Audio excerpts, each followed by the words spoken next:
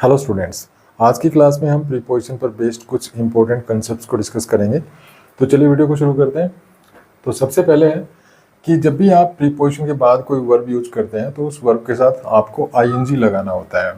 ठीक है, जब भी किसी सेंटेंस में प्रीपोजिशन है और उस प्रीपोजिशन के बाद अगर आप कोई वर्ब यूज कर रहे हैं तो वहाँ पर ये जो वर्ब आप यूज करेंगे इसके साथ आपको आईएनजी लगाना पड़ेगा। जैसे मैं लिखता हूँ इन, और इन के बाद मान लीजिए मैं लिखता हूँ पेंट। ठीक है, पेंट यहाँ पे एक वर्ब है, पेंट करना। तो जब मैं इन के बाद अगर पेंट वर्ब यूज करूँगा तो मुझे इसके साथ आईएनजी लगाना पड़ेगा। ठीक है, ये कंसेप्ट है। तो इसके कुछ एग्जांपल्स लेते हैं। तो यहाँ पर आपके सामने कुछ सेंटेंसेस लिखे हुए हैं और इन प्रत्येक सेंटेंस में जो है एक ब्लैंक आपको दिखाई दे रहा होगा, और इस ब्लैंक में जो वर्ब भरनी है वो वर्ब ब्रैकेट में दे रखी है। ठीक है, तो और आपको सभी सेंटेंसेस में जो है ब्लैंक से पहले एक प्रीपोजिशन दिखाई दे रही होगी। जैसे यहाँ पे आप देख पा रहे हैं at, about, for, about, on, in. ठीक है, तो हर सेंटेंस में एक प्रीपोजिशन है और प्रीपोजिशन के बाद आपको एक ब्लैंक फिल करना है। उस ब्लैंक में आपको वर्ब यूज करनी है। कौन सी वर्ब यूज करनी है? वो वर्ब जो ब्रैकेट में दे रखी है। तो यहाँ पर आपको फिल करनी है स्विम। ये सेंटेंस है she is good at blank और स्विम।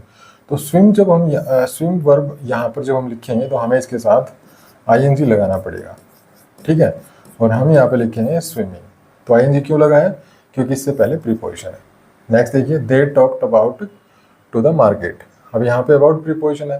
अबाउट के बाद हमें यहाँ पर ये वर्ब लिखनी है, तो हम यहाँ पे ये जो वर्ब लिखेंगे इसके साथ आईएनजी लगाएंगे, तो ये हो जाएगा they talked about going to the market. Next sentence है he apologized for blank late. अब यहाँ पे फोर प्रीपोजिशन है, फोर के बाद हमें ब्लैंक फिल करना है। इस ब्लैंक में हमें बी वर्ब यूज करनी है। तो जब बी वर्ब यूज करेंगे तो इसके साथ भी हम आईएनजी लगाएंगे, ये हो जाएगा बीइंग। ठीक है, नेक्स्ट है we are excited about blank next week. अब यहाँ पर इस प्रीपोजिशन के बाद हमें ब्लैंक फिल करना है। इस ब्लैंक में हमें ट्रैवल वर्ब यूज करनी है। तो जाहिर सी बात है, क्योंकि हम ट्रैवल वर्ब को प्रीपोजिशन के बाद यूज कर रहे हैं तो यहाँ पर हमें ये जो वर्ब है इसके साथ हमें आईएनजी लगाना पड़ेगा। नेक्स्ट है she insisted on blank the bill herself. अब यहाँ पर ऑन प्रीपोजिशन के बाद हमें ब्लैंक फिल करना है और इस ब्लैंक में हमें जो वर्ड यूज करना है वो है एक वर्ब। तो क्योंकि प्रीपोजिशन है, प्रीपोजिशन के बाद वर्ब लिखेंगे तो उस वर्ब के साथ हमें आईएनजी लगा के चलना पड़ेगा, तो यहाँ हो जाएगा पेइंग। नेक्स्ट है दे succeeded in blank the project on time. अब यहाँ पर भी देखिए ये जो इन है ये प्रीपोजिशन है और प्रीपोजिशन के बाद हमें ब्लैंक फिल करना है। इस ब्लैंक में हमें फिनिश वर्ड लिखना है, फिनिश एक वर्ब है। तो क्योंकि प्रीपोजिशन के बाद हम वर्ब यूज कर रहे हैं तो इस वर्ब के साथ भी हमें जो है आईएनजी ऐड करना पड़ेगा, ये हो जाएगा फिनिशिंग। तो इस प्रकार से जब भी आप किसी सेंटेंस में प्रीपोजिशन के बाद वर्ब यूज करते हैं तो उस वर्ब के साथ आपको आईएनजी लगाकर चलना है। ठीक है, अगर आईएनजी नहीं लगाएंगे तो वो सेंटेंस वहाँ पे ग्रामेटिकल इनकरेक्ट माना जाएगा। तो ये कंसेप्ट था, आई होप आपको समझ में आ गया होगा कि प्रीपोजिशन के बाद जब भी हम वर्ब यूज करते हैं तो वर्ब की बेस फॉर्म के साथ हम आईएनजी लगाकर चलते हैं। चलिए आगे बढ़ते हैं। नेक्स्ट आप इन दो सेंटेंसेस को देखिए।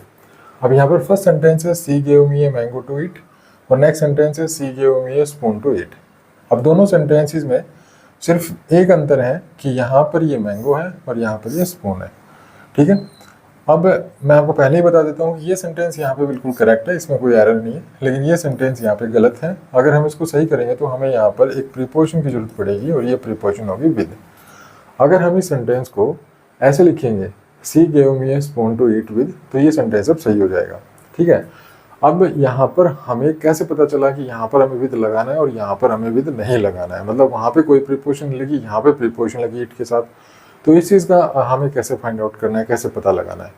तो इसके लिए आपको ध्यान रखना है कि जब भी आपको किसी सेंटेंस में कहीं पर लास्ट में टू इन्फिनिटी दिखाई दे, ये टू इन्फिनिटी, तो आपको क्या करना है कि इमेजिनरी सेंटेंस बनाना है। उस इमेजिनरी सेंटेंस में आपको सबसे पहले एक सब्जेक्ट लिखना है। ठीक है, उसके बाद ये जो टू इन्फिनिटी वाली जो वर्ब है, ये जो वर्ब है ये आपको यहाँ पे यूज करनी है। ठीक है, ये यहाँ पे आपको यूज करनी है और उसके बाद आपको ब्लैंक यहाँ पे सपोज करके, और ये जो टू इन्फिनिटिव यूज हुआ है जिस भी नाउन के लिए, ये टू इन्फिनिटिव किसी न किसी नाउन प्रोनाउन के लिए यूज हुआ होगा। अब जिस भी नाउन प्रोनाउन के लिए यूज हुआ है उसको आपको यहाँ पे रखना है और फिर देखना है कि कहीं ये बिना प्रीपोजिशन के सेंटेंस सही बनता है। अगर बिना प्रीपोजिशन के सेंटेंस सही बनता है तो यहाँ पे कोई प्रीपोजिशन नहीं लगेगी। ठीक है, या ये जो टू इन्फिनिटिव है इसके साथ कोई प्रीपोजिशन नहीं लगेगी।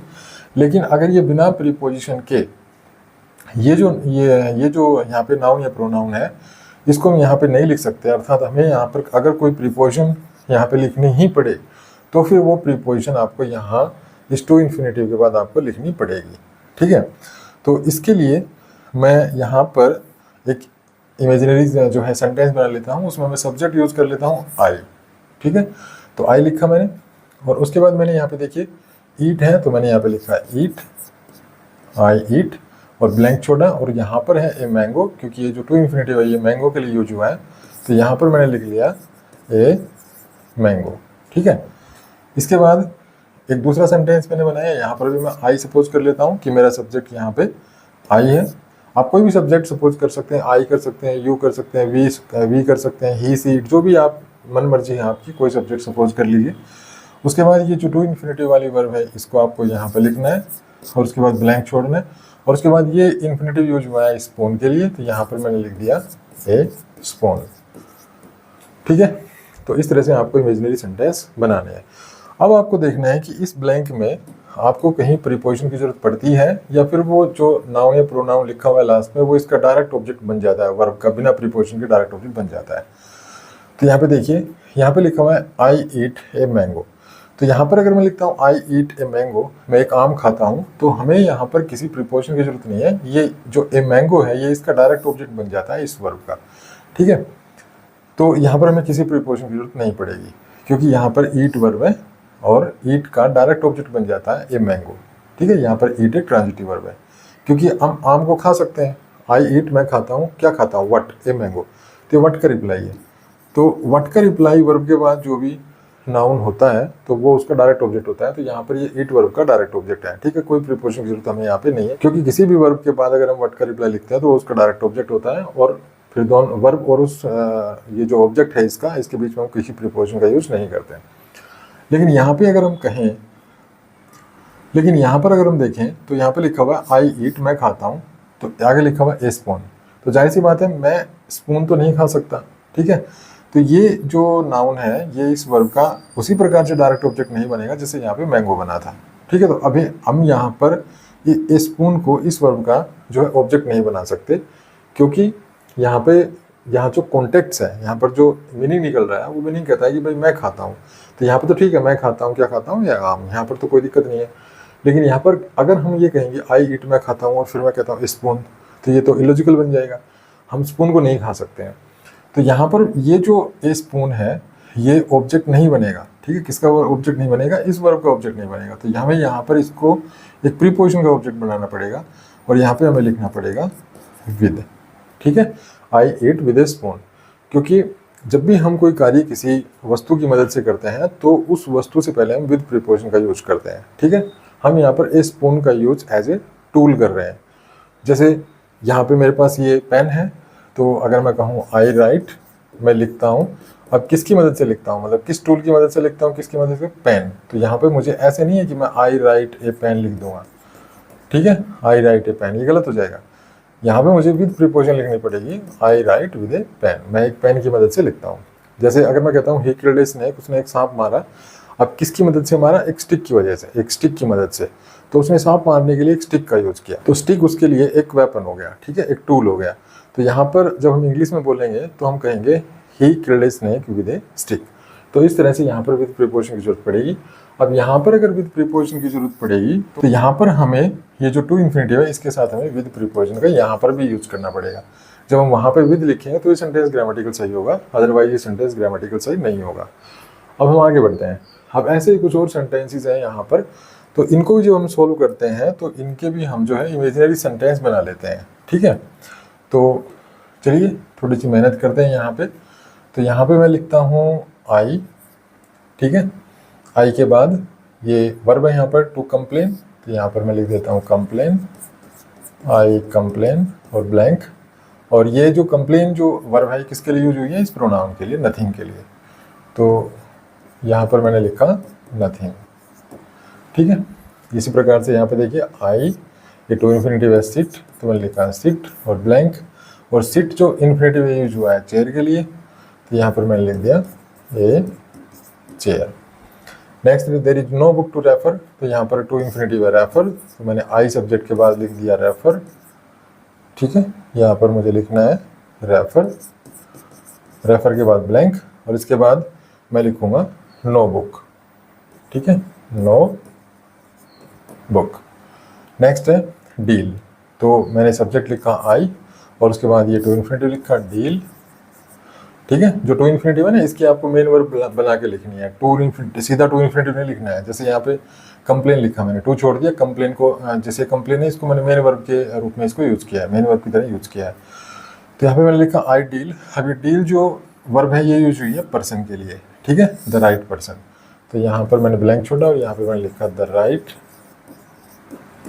Right person. ठीक है, आगे है I need someone to talk. तो यहाँ पे टू इन्फिनिटिव टॉक, तो मैंने लिखा आई टॉक फिर ब्लैंक और ये टॉक जो वर्ब है ये यूज हुई है समवन के लिए, तो यहाँ पे मैंने लिख दिया समवन। ठीक है, तो इस तरह से हमने जो है इमेजिनरी सेंटेंस अपने बना लिए हैं। आई मैंने सब्जेक्ट यूज किया है और उसके बाद वर्ब मैंने जो है ये टू इन्फिनिटिव वाली वर्ब है इसको मैंने मेन वर्ब के रूप में यूज़ किया है, फिर ब्लैंक छोड़ा है मैंने और फिर लास्ट में जो भी नाउन या प्रोनाउन, जिसमें नाउन या प्रोनाउन के लिए जो है ये टू इन्फिनिटिव यूज हुआ है वो नाउन या प्रोनाउन मैंने लास्ट में रख दिया है। अब हम देखते हैं कि किस वर्ब के बाद हम जो है वो नाउन या प्रोनाउन जिसके लिए टू इन्फिनिटिव यूज हुआ है उसको हम सीधा मतलब डायरेक्ट ऑब्जेक्ट बना पाते हैं या हमें प्रीपोजिशन की जरूरत पड़ती है। तो पहला सेंटेंस लेते हैं कंप्लेन। देखिए यहाँ पे लिखा हुआ आई कंप्लेन, मैं कंप्लेन करता हूँ। अब किसके बारे में कंप्लेन करता हूँ? नथिंग। मान लीजिए यहाँ पे कोई वस्तु है, ठीक है, तो यहाँ पर ये प्रोनाउन है, यहाँ पर ये कंप्लेन वर्ब है। तो कंप्लेन वर्ब के साथ जब हम कोई नाउन या प्रोनाउन जोड़ते हैं और हम ये कहते हैं भाई इसके हमने मतलब मैं किसी चीज़ की कंप्लेन करता हूँ, तो वहाँ पे मुझे अबाउट प्रीपोजिशन की जरूरत पड़ती है। ठीक है, तो यहाँ पे मुझे लिखना पड़ेगा अबाउट, अबाउट लिखना पड़ेगा यहाँ पे। ठीक है, जैसे मैं कहता हूँ कि कमल ने पॉल्यूटेड वाटर सप्लाई की कंप्लेन की, ठीक है, तो मैं कहूँगा Kamal complaint about polluted water supply. तो अबाउट प्रीपोजिशन मुझे यहाँ पे लिखनी पड़ेगी। नेक्स्ट है सिट। अब सिट वर्ब जो है एक इंट्रांजिटिव वर्ब है। अब इंट्रांजिटिव वर्ब है जिसके बाद अगर हम कोई नाउन या प्रोनाउन यूज़ करेंगे तो हमें प्रीपोजिशन की जरूरत पड़ेगी। तो सिट के बाद जब मैं उस वस्तु को लिखूंगा जहाँ पर मैं बैठने की बात कह रहा हूँ तो मुझे यहाँ पे इन लिखना पड़ेगा। ठीक है, I sit in a chair. यहाँ पर रेफर के बाद मैं जिस चीज़ को रेफर कर रहा हूँ उससे पहले मुझे टू प्रीपोजिशन लिखनी पड़ेगी। तो इस तरह से हम लिखेंगे I refer to no book.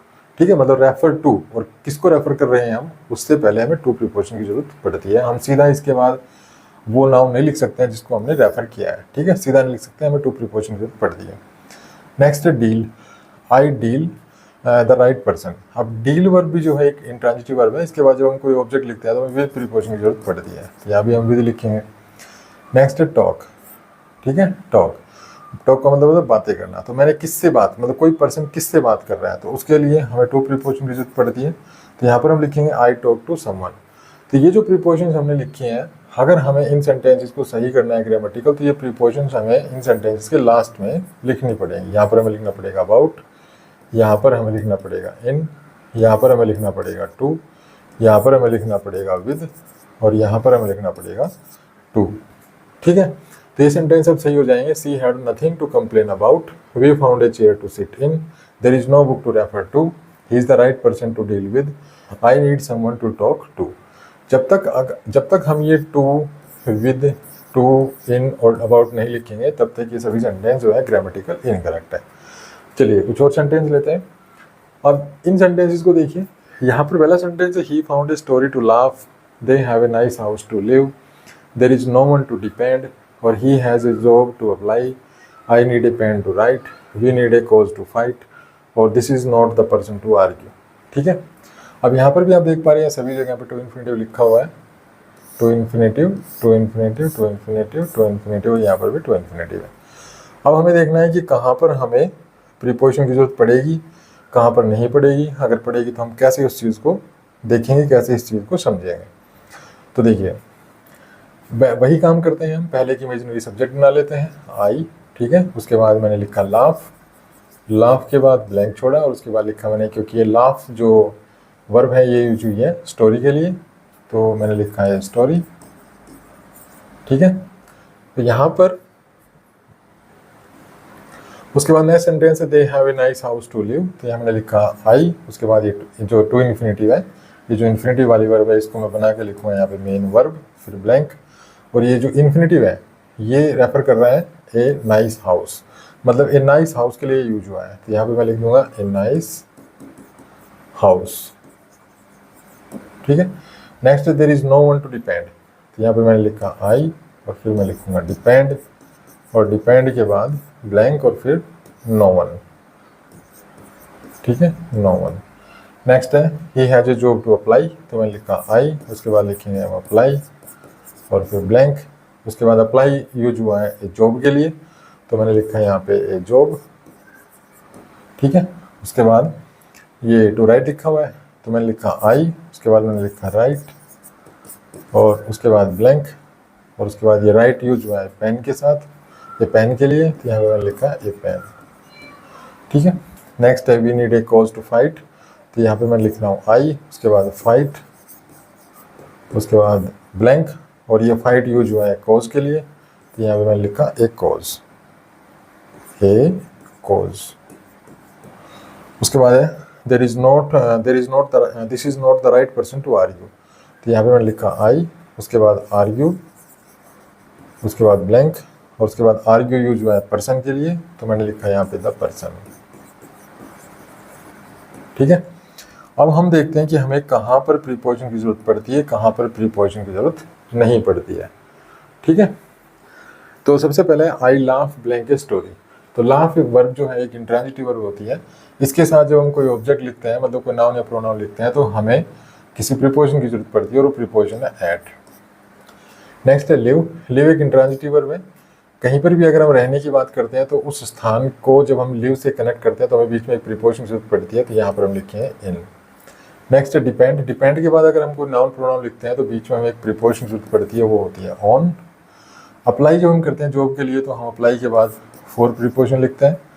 Right, तो आई राइट मैं लिखता हूँ, देखिए आई राइट मैं लिखता हूँ, लेकिन मैं पेन को नहीं लिख सकता, ठीक है। मैं स्टोरी लिख सकता हूँ, कोई नॉवल लिख सकता हूँ, कोई बुक लिख सकता हूँ। तो यहाँ पर अगर आई राइट ए बुक होता, आई राइट ए नॉवल होता, तो किसी प्रीपोजिशन की जरूरत नहीं पड़ती। लेकिन राइट जो है वो राइट जो है पेन को राइट नहीं किया जा सकता, पेन से राइट किया जाता है।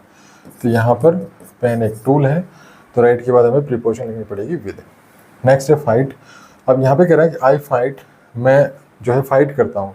अब किसके लिए फाइट करता हूँ? एक कॉज के लिए, किसी कारण के लिए, ठीक है। तो यहाँ पर फाइट के साथ हमें लगाना पड़ेगा फोर। नेक्स्ट है आई आर्ग्यू, आर्ग्यू जब हम करते हैं किसी पर्सन से तो हमें आर्ग्यू के साथ विद लगाना पड़ता है, हम सीधा जो है उस पर्सन को नहीं लिख सकते, इसके साथ हम आर्ग्यूमेंट कर रहे हैं। तो इस प्रकार से हमें ये प्रीपोजिशन की जरूरत पड़ेगी इनको ब्लैंक को फिल करने के लिए। जो जो प्रीपोजिशन हमने यहाँ पे निकाली है उसी प्रीपोजिशन को हम यहाँ पे लिख देंगे। लाफ एट, यहाँ पे लिव इन, यहाँ पे डिपेंड ऑन, यहाँ पे फोर, यहाँ पे विद, यहाँ पे फोर, यहाँ पे विद, ठीक है। तो इस तरह से ये सेंटेंस अब सही हो जाएंगे। He found a story to laugh at, they have a nice house to live in, there is no one to depend on, he has a job to apply for, I need a pen to write with, we need a cause to fight for, this is not the person to argue with, ठीक है। तो I hope आप समझ गए होंगे कि किस प्रकार से टू इन्फिनेटिव के बाद हमें प्रीपोजिशन का प्रयोग करना चाहिए और कब हमें नहीं करना चाहिए, ठीक है। तो इस तरह से आप ये फाइंड आउट कर सकते हैं। देखिए यहाँ पर मैं इस सारे को एक बार इरेज कर देता हूँ। देखिए ये sentence I need a pen to write, I need a pen to write, ठीक है। यहाँ पर अगर मान लीजिए मैं यहाँ पे ऐसे लिखता हूँ, ये मेरा इमेजिनरी सब्जेक्ट है, उसके बाद मैंने लिखा राइट और उसके बाद ब्लैंक, और यहाँ पे अभी तो है पेन, ए पेन, ठीक है। तो मैं पेन को तो लिख नहीं सकता, तो यहाँ पे मुझे विद लिखना पड़ेगा, क्योंकि पेन में एज ए टूल यूज़ कर रहा हूँ किसी भी चीज़ को लिखने के लिए। लेकिन अगर ये सेंटेंस ऐसे होता आई राइट, मान लीजिए यहाँ पे होता ए बुक, तो यहाँ पर तो ए पेन को मैं डायरेक्ट ऑब्जेक्ट नहीं बना सकता राइट वर्ब का, ठीक है। लेकिन यहाँ पर मैं डायरेक्ट ऑब्जेक्ट बना सकता हूँ ए बुक, मतलब बुक जो है राइट वर्ब का डायरेक्ट ऑब्जेक्ट बन सकती है। तो यहाँ पर किसी प्रीपोजिशन की जरूरत नहीं है। तो यहाँ पर ये जो ए पेन है ना, इसकी जगह कोई ऐसा नाउन होता जो राइट वर्ब का डायरेक्ट ऑब्जेक्ट बन जाता, तो फिर हमें यहाँ पर किसी प्रीपोजिशन की जरूरत नहीं होती। जैसे हमने यहाँ पे देखा था, देखिए शुरू में, ठीक है, शुरू में देखा था यहाँ पे, तो यहाँ पे किसी प्रीपोजिशन की जरूरत नहीं थी, क्योंकि यहाँ पर ईट के साथ जो है मैंगो सीधा डायरेक्ट ऑब्जेक्ट बन रहा था, ठीक है, किसी प्रीपोजिशन की जरूरत नहीं थी यहाँ पर। तो यहाँ पर जब किसी प्रीपोजिशन की जरूरत नहीं थी तो हमने यहाँ पे देखिए कोई प्रीपोजिशन नहीं लिखी और बिना प्रीपोजिशन के ये सेंटेंस सही है। हालांकि लास्ट में इसके भी टू इन्फिनेटिव है और इसके भी टू इन्फिनेटिव है, ठीक है। लेकिन ये जो है यहाँ पर जो टू इन्फिनेटिव है ये बिना विद के सही नहीं होता। क्यों सही नहीं होता, मैंने यहाँ पे आपको समझाया था। चलिए आगे बढ़ते हैं। नेक्स्ट है, जब हम किन्हीं दो शब्दों को, ठीक है ध्यान से सुनिए, जब हम किन्हीं दो शब्दों को, दो शब्द होंगे जैसे एक ए है एक बी है, ठीक है, दो शब्दों को जब हम कनेक्ट करते हैं किसी कंजंक्शन से, बीच में एक कंजंक्शन होगा, ठीक है, यहाँ पर एक कंजंक्शन होगा। ये दो शब्द हैं ए और बी, ये दो शब्द हैं, ये कंजंक्शन से जुड़े हुए हैं। इन दोनों शब्दों को जब हम किसी अन्य शब्द से रिलेट करेंगे तो अगर हमें इन दोनों शब्दों के साथ प्रीपोजिशन अलग अलग चाहिए, ठीक है, इन दोनों शब्दों के साथ अगर हमें प्रीपोजिशन अलग अलग चाहिए तो हम अलग अलग प्रीपोजिशन ही यूज करते हैं।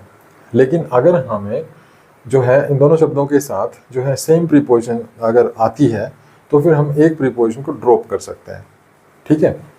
फिर से सुन लीजिए, मान लीजिए हमारे पास कई सेंटेंस में दो शब्द हैं, ए और बी दो शब्द हैं और ये दोनों जो शब्द जो है ये कंजंक्शन से जुड़े हुए हैं, इनके बीच में कोई कंजंक्शन है और इन दोनों शब्दों को हमें किसी सेंटेंस में किसी अन्य शब्द से रिलेट करना है, ठीक है। तो ये मान लीजिए सी शब्द है, कोई अन्य शब्द है सी, इसके साथ हमें इन दोनों को रिलेट करना है। तो इसके साथ रिलेट करते समय अगर यहाँ पर दोनों को एक ही प्रीपोजिशन से कनेक्ट कर, अगर हम इसको रिलेट कर सकते हैं, जोड़ सकते हैं एक ही प्रीपोजिशन से, तो हम सेंटेंस में जो एक प्रीपोजिशन को ड्रॉप कर सकते हैं। एक बार ही हमें वो प्रीपोजिशन लिखनी है, ठीक है। मान लीजिए हमें यहाँ पर इसके साथ भी फोर यूज कर सकते हैं और इसके साथ भी फोर यूज कर सकते हैं और फोर के बाद जो है हम इस वर्ड को लिख सकते हैं। तो हमें एक बार फोर लिखने की ज़रूरत है, हम दो बार फोर नहीं लिखेंगे, ठीक है। लेकिन अगर यहाँ पर हमें मान लीजिए इसके साथ तो विद की ज़रूरत है और इसके साथ इन की ज़रूरत है, मतलब ये तो जुड़ेगा विद के साथ इससे और ये जुड़ेगा इन के साथ इससे, तो फिर हमें दोनों प्रीपोजिशंस की ही ज़रूरत पड़ेगी। अब होता क्या है कि एग्जाम में कई बार ऐसे सेंटेंसेस आते हैं जहाँ पर दो शब्द होते हैं, दो शब्द कंजंक्शन से जुड़े हुए होते हैं और इन दोनों शब्दों को रिलेट किया जाता है किसी अन्य शब्द से, ठीक है। और वहाँ पे फिर जो है दो प्रीपोजिशंस की हमें ज़रूरत होती है, अलग अलग प्रीपोजिशंस की। ये अलग प्रीपोजिशन से रिलेट करेगा, वहाँ पे कनेक्ट होगा, ये अलग प्रीपोजिशन से वहाँ पे कनेक्ट होगा, ठीक है। तो फिर हमें दो अलग अलग प्रीपोजिशंस की ही ज़रूरत पड़ेगी। अब इस चीज़ को हम जो है कुछ एग्जाम्पल्स के माध्यम से समझने की कोशिश करते हैं। तो यहाँ पर देखिए मैं एक एक करके आपको समझाता हूँ। यहाँ पर देखिए she is neither good nor interested in dancing, ठीक है। तो यहाँ पर दो शब्द हैं, एक तो है गुड एक है इंटरेस्टेड, ठीक है। दोनों नॉर कंजंक्शन से जुड़े हुए हैं और यहाँ पर इनको डांसिंग से जो है रिलेट किया गया है। तो देखिए गुड एट डांसिंग होता है, गुड एट डांसिंग होता है, इंटरेस्टेड इन डांसिंग होता है। इसके लिए हम एक अलग से एक ब्लैक बोर्ड ले लेते हैं, फिर उसमें हम समझते हैं, ठीक है। यहाँ पर सेंटेंस है हमारा she is neither good nor interested in dancing, she is neither good nor interested in dancing. तो देखिए she is neither good nor interested in dancing, ठीक है। अब ये सेंटेंस है, इसको हमें सही करना है कि कैसे सही करना है इसको हमें। तो देखिए इसको हम दो अलग अलग सेंटेंसेस में लिख लेते हैं। तो दो अलग अलग सेंटेंसेस में हम इसको कैसे लिखेंगे, देखिए सी पहला तो लिख देंगे she is good blank dancing, she is good at blank dancing. और दूसरा क्या बन जाएगा she is interested blank dancing, ठीक है। अब यहाँ पे गुड को भी डांसिंग के साथ रिलेट करना है, इंटरेस्टेड को भी डांसिंग के साथ रिलेट करना है। तो जब हम गुड को डांसिंग के साथ रिलेट करेंगे तो ऐट की जरूरत पड़ेगी और इंटरेस्टेड को डांसिंग के साथ रिलेट करेंगे तो इन की जरूरत पड़ेगी। तो यहाँ पे इन तो लिख रखा है लेकिन ऐट नहीं लिख रखा, तो क्योंकि इसको जब हम इससे रिलेट करेंगे तो एक अलग प्रीपोजिशन जरूरत पड़ेगी। ये ऐट की मदद से रिलेट हो रहा है गुड डांसिंग के साथ और इंटरेस्टेड डांसिंग के साथ इनकी मदद से रिलेट हो रहा है। तो यहाँ पर क्योंकि दो प्रीपोजिशन है, दोनों अलग प्रीपोजिशन है, तो हमें यहाँ पर ऐट लिखना पड़ेगा, ठीक है। तो ये सेंटेंस हो जाएगा she is neither good at nor interested in dancing. तो इस तरह से सेंटेंस सही होगा। नेक्स्ट है he is both angry and upset about the result, he is both angry and upset about the result. तो यहाँ पर हम लिखते हैं फिर से, ही इज बोथ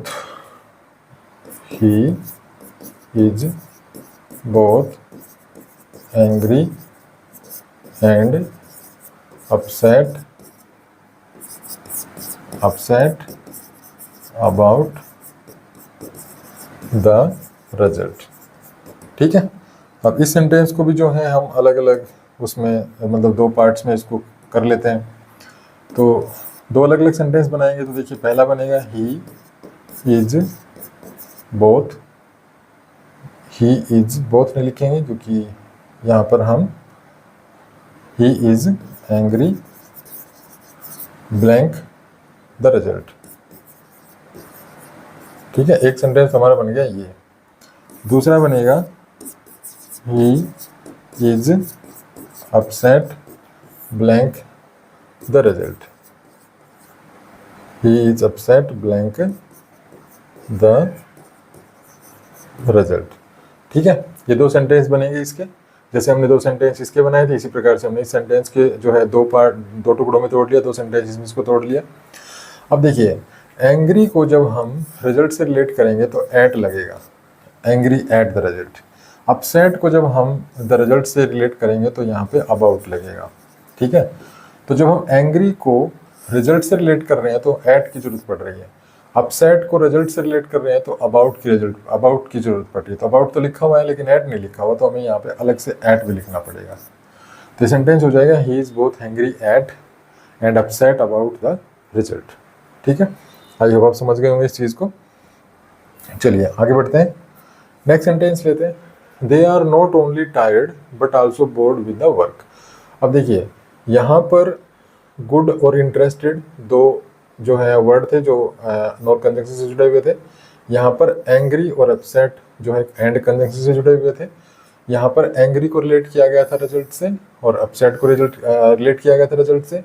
यहाँ पे गुड को रिलेट किया गया था डांसिंग से और इंटरेस्टेड को रिलेट किया गया था डांसिंग से। ठीक है, और अलग अलग प्रीपोजिशन की जरूरत पड़ी थी, और जो प्रीपोजिशन थी वो क्या थी, यहाँ पर एट थी और यहाँ पर एंग्री एट, यहाँ पर भी एट थी। अब देखिए यहाँ पर भी दो शब्द हैं, टायर्ड बोर्ड। ठीक है, अब टायर्ड और बोर्ड को यहाँ पर रिलेट किया गया वर्क से, तो बोर्ड विद द वर्क, तो ये तो ठीक है। बोर्ड को जब हम वर्क से रिलेट करेंगे तो विद प्रीपोजिशन आएगी, लेकिन टायर को जब हम वर्क से रिलेट करेंगे ना तो एट प्रीपोजिशन आएगी, तो हमें अलग से यहाँ पर एट लिखनी पड़ेगी। ठीक है, आप इस सेंटेंस को दो सेंटेंसेस में तोड़ करके जैसे मैंने अभी समझाया है वैसे ही आप इसको थोड़ा और कर सकते हैं। यहाँ पे देखिए आई एम आइदर वरीड और कन्फ्यूज्ड, तो यहाँ पे दो वर्ड्स हैं कंजंक्शन से जुड़े हुए हैं, कंजंक्शन है और, उसके बाद लिखा हुआ है बाय हिज आंसर। तो यहाँ पे कन्फ्यूज्ड बाय हिज आंसर, तो कन्फ्यूज को जब हम आंसर से रिलेट करेंगे तो बाय प्रीपोजिशन लगेगी यहाँ पर, ये ठीक है। लेकिन यहाँ पर देखिए वरीड, अब वरीड के साथ जब हम वरीड को जब हम आंसर से रिलेट करेंगे तो यहाँ पर अबाउट प्रीपोजिशन की जरूरत पड़ेगी। ठीक है, वरीड अबाउट हिज आंसर, तो यहाँ पर हमें अबाउट लिखना पड़ेगा। ठीक है, अबाउट। अगर वरीड भी आंसर से बाई के द्वारा रिलेट हो जाता तो हम बाई लिख देते, फिर हमें यहाँ पर किसी प्रीपोजिशन की जरूरत नहीं थी। लेकिन क्योंकि वरीड अलग प्रीपोजिशन से रिलेट हो रहा है आंसर से, कंफ्यूज अलग प्रीपोजिशन से रिलेट हो रहा है, तो अलग अलग प्रीपोजिशन की जरूरत पड़ेगी। दोनों शब्दों के साथ अलग अलग प्रीपोजिशन हम लिखेंगे। यहाँ पे देखिए वी आर बोथ होपफुल, एक वर्ड है होपफुल, दूसरा एक्साइटेड, दोनों कंजंक्शन से जुड़े हुए हैं। एक्साइटेड को जब हम ट्रिप से कनेक्ट रिलेट करेंगे, ठीक है, तो अबाउट की जरूरत पड़ती है, तो अबाउट तो लिखा हुआ है, लेकिन होपफुल को जब हम ट्रिप से रिलेट करेंगे तो फिर हमें ऑफ की जरूरत पड़ती है, तो यहाँ पे हमें ऑफ लिखना पड़ेगा अलग से। नेक्स्ट है she is neither happy nor proud of her marks, तो यहाँ पर हैप्पी एडजेक्टिव है, प्राउड एडजेक्टिव है, दोनों नोर से जुड़े हुए हैं, नोर एक कंजंक्शन है और दोनों को रिलेट किया गया है मार्क्स से। ठीक है, मार्क्स, तो प्राउड को जब मार्क्स से रिलेट किया गया तो देखिए ऑफ प्रीपोजिशन लिखी हुई है, लेकिन हैप्पी जो है ऑफ प्रीपोजिशन से रिलेट नहीं होगा मार्क्स से। जब हैप्पी को मार्क्स से रिलेट करेंगे तो हमें विद की जरूरत पड़ेगी, तो हमें यहाँ अलग विद यहाँ पे लिखना पड़ेगा। नेक्स्ट है he is both responsible and involve in the project, तो यहाँ पे रेस्पॉन्सिबल एडजेक्टिव है और इन्वॉल्व एडजेक्टिव है, दोनों एंड कंजंक्शन से जुड़े हुए हैं और दोनों को रिलेट किया गया प्रोजेक्ट से। प्रोजेक्ट एक नाउन है, जैसे यहाँ पे मार्क्स नाउन था, इसी पर तो यहाँ पे इन्वॉल्व को जब हम प्रोजेक्ट से रिलेट करेंगे तो इन प्रीपोजिशन लगेगी, ये सही है। लेकिन क्या रेस्पॉन्सिबल इन से रिलेट हो जाएगा? रेस्पॉन्सिबल जब हम इस प्रोजेक्ट नाउन से जो है रिलेट करेंगे तो ये इन प्रीपोजिशन से रिलेट नहीं होगा, इसके लिए चाहिएगा फॉर प्रीपोजिशन। ठीक है, तो फॉर हमें यहाँ पर लिखना पड़ेगा। ये सेंटेंस हो जाएगा he is both responsible for and involve in the project. Next है you are not only famous, तो फेमस बट आल्सो रेस्पेक्टेड। तो यहाँ पे फेमस और रेस्पेक्टेड को जो है बट आल्सो से कनेक्ट किया गया है और इनको जोड़ा गया है ऑनेस्टी से, रिलेट किया गया है ऑनेस्टी से। तो जो रेस्पेक्टेड है वो तो फॉर प्रीपोजिशन के माध्यम से ऑनेस्टी से कनेक्ट हो जाएगा, तो ये तो फॉर सही है। लेकिन फेमस जो है ये भी फॉर से कनेक्ट हो जाएगा। ठीक है, तो यहाँ पे एक प्रीपोजिशन से काम चल जाएगा, यहाँ पर हमें फॉर दोबारा लिखने की जरूरत नहीं है। ठीक है, इसको मैं बोर्ड पे आपको समझाने की कोशिश करता हूँ। तो इस सेंटेंस को एक बार फिर से बोर्ड पे लिख लेते हैं। You are not only famous, you are not only famous but also, ठीक है, but also respected for your honesty, respected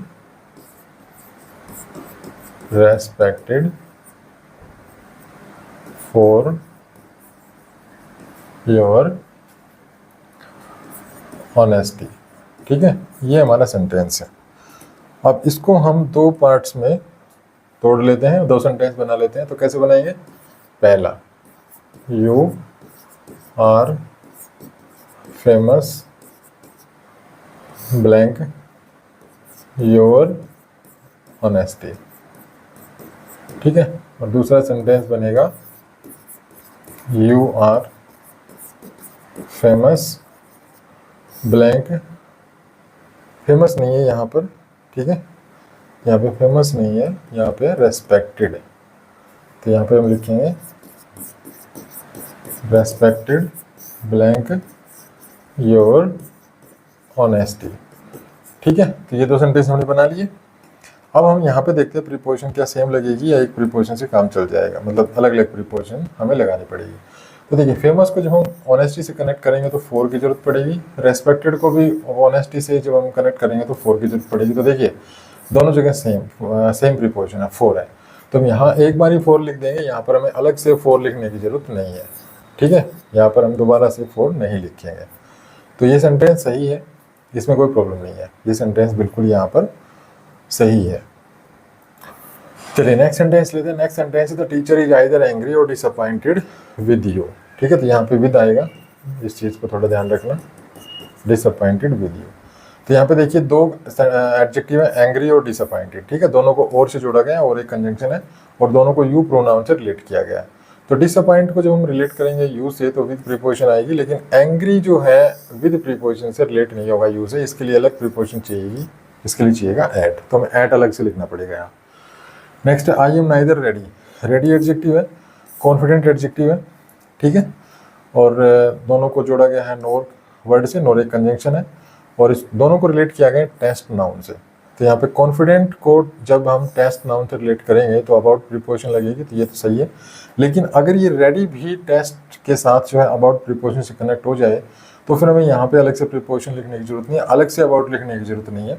लेकिन यहाँ पर जो है रेडी जो है टेस्ट नाउन से जो है रिलेट नहीं हो पाएगा with preposition, sorry about preposition से। ठीक है, तो इसके लिए अलग प्रीपोजिशन चाहिए, अलग प्रीपोजिशन क्या होगी? विद। ठीक है, रेडी विद। तो रेडी जो है ये विद प्रीपोजिशन के साथ ही टेस्ट नाउन से करना जो है रिलेट हो पाएगा, इसलिए हमने रेडी के साथ विद अलग से लिखना पड़ेगा। अगर ये भी कॉन्फिडेंट की तरह अबाउट प्रीपोजिशन से जो है टेस्ट के साथ रिलेट हो जाता तो हमें यहाँ अलग से अबाउट लिखने की जरूरत नहीं थी, अबाउट वहीं पे लिखी हुई है, कोई प्रॉब्लम नहीं थी। ठीक है, लेकिन ये जो एडजेक्टिव है रेडी वो टेस्ट के साथ जो है अबाउट प्रीपोजिशन से रिलेट होगा नहीं, इसके लिए हमें विद की जरूरत पड़ेगी। विद प्रीपोजिशन जो है यूज विद प्रीपोजिशन जो है लेगा उसके साथ जो है रिलेट होने के लिए, तो विद हमें अलग से लिखना पड़ेगा। जैसे यहाँ पे देखिए फेमस जो है और रेस्पेक्टेड, तो रेस्पेक्टेड जो है ऑनेस्टी के साथ जब हमने रिलेट किया तो फॉर प्रीपोजिशन की जरूरत पड़ेगी, रेस्पेक्टेड के लिए फॉर की जरूरत पड़ेगी, लेकिन फेमस के लिए भी फॉर की जरूरत पड़ती है जब हम फेमस को ऑनेस्टी से रिलेट करते हैं। तो यहाँ पे हमने अलग से फॉर नहीं लिखा, ठीक है, यहाँ पे हमने अलग से फॉर नहीं लिखा क्योंकि फॉर उस वहाँ पे लिखा हुआ था, तो यहाँ पे लिखने की जरूरत नहीं है दोबारा। तो इस तरह के जो है क्वेश्चंस जो है कॉम्पिटिटिव एग्जाम्स में बहुत बार पूछे जाते हैं कि दो वर्ड्स होते हैं और दोनों जो है किसी कंजंक्शन से जुड़े हुए होते हैं और दोनों शब्दों को किसी जो है अन्य नाउन या प्रोनाउन से जो उनको रिलेट किया जाता है। तो अगर वो एक ही प्रीपोजिशन से जो है उस नाउन के साथ रिलेट हो जाए तो फिर हमें प्रीपोजिशन एक बार लिखने की ज़रूरत होती है। लेकिन वो अगर एक ही प्रीपोजिशन से उस नाउन के साथ रिलेट नहीं हो पाते हैं, दोनों जो वर्ड्स हैं उनको अलग अलग प्रीपोजिशन चाहिए उस नाउन के साथ रिलेट होने के लिए, तो फिर हमें अलग अलग प्रीपोजिशन लिखनी होती है। जैसे यहाँ पर हमने लिखा विद, ठीक है, और इसके साथ लिखा हुआ था ऑफ। तो हैप्पी विद हर मार्क्स और प्राउड ऑफ हर मार्क्स, तो अलग लिखना पड़ेगा हमें यहाँ पर इसको। चलिए आगे बढ़ते हैं और 2 सेंटेंस और लेते हैं। यहाँ पर देखिए they were looking and laughing at the beggar. तो इस सेंटेंस को देखिए 2 बार मैं तोड़ के लिखता हूँ। तो मैंने लिखा यहाँ पर, इसको लिख रहा हूँ मैं, ठीक है।